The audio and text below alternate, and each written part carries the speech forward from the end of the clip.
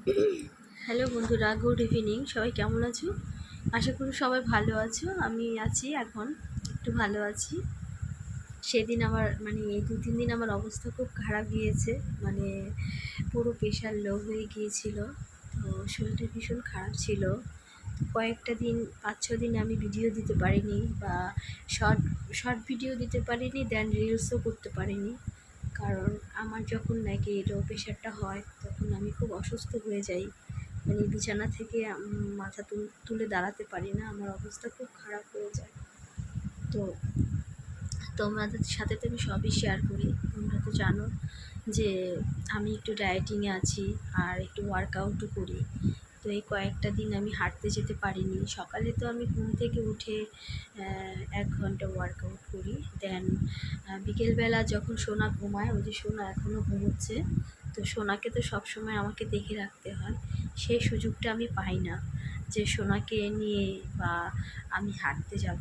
তো ওকে স্কুল থেকে এনে স্নান টান করিয়ে খাইয়ে ওকে ঘুম পাড়িয়ে দিই।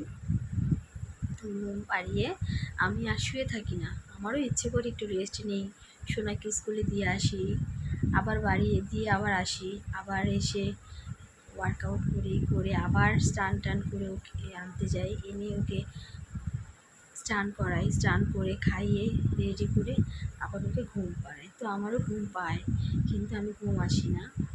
তো আমি এই এখন এসছি ঘরে, সন্ধ্যা হয়ে গেছে। তাই 1 ঘন্টা, 5টা থেকে 6টা অবধি 1 ঘন্টা হাঁটাও হলো আর রিলসও করা হলো। কারণ এই সময়টাতে যদি আমি হাঁটতে যেয়ে যদি রিলস না করি, তাহলে আমার আর রিলস করা হবে না। তার জন্য আমি হেঁটে দেন রিলস করে ঘরে এসেছি। এসে এই জামা কাপড়ও চেঞ্জ করিনি, এসে আমি বসেছি। তো যারা যারা ওয়েট লস করতে চাও, তোমাদের কাছে আমার একটাই রিকোয়েস্ট, প্লিজ হতাশ হও না।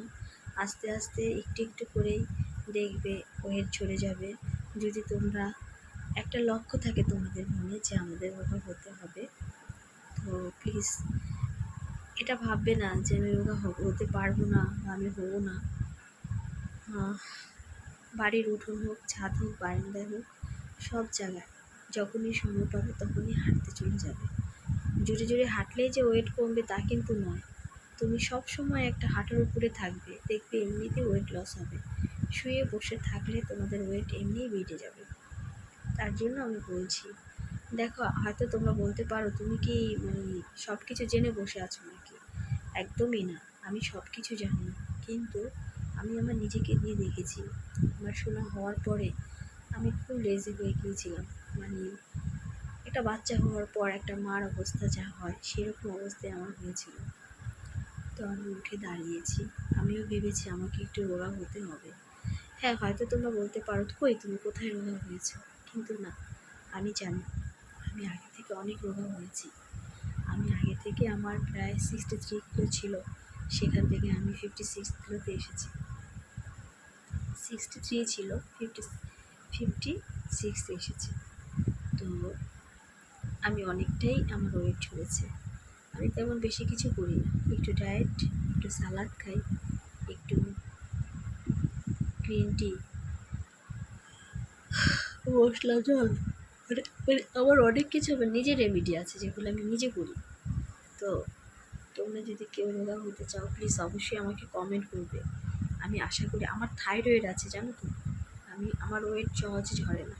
কিন্তু আমি যেভাবে চলি সেগুলো যদি অন্য কেউ করে, 100% 1 মাসে অনেক ওয়েট ঝরে যাবে। প্লিজ তোমরা কেউ যদি রোগা হতে চাও, আমার কাছে অবশ্যই কমেন্ট করবে। আমাকে কমেন্ট করবে, জিজ্ঞেস করবেন কী খেয়ে রোগা হচ্ছে। আমি কিন্তু ডিমও খাই, প্রত্যেক দিন 2টো করে ডিম খাই।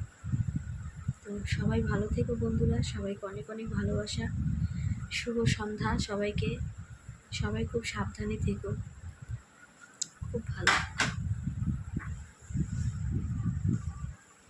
Tata, bye bye.